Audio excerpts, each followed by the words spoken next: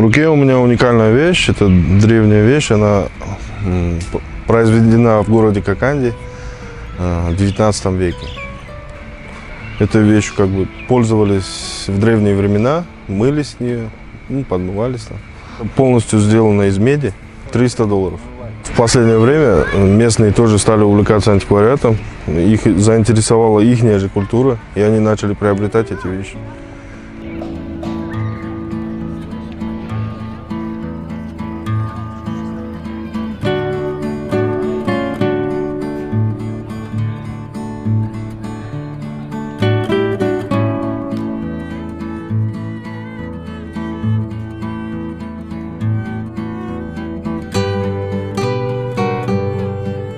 Например, я уже 20 лет здесь. Как-то Бродвей уже как бы второй дом для меня.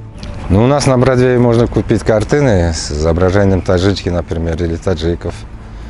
Ну, допустим, вот таджичка, хлопок собирает.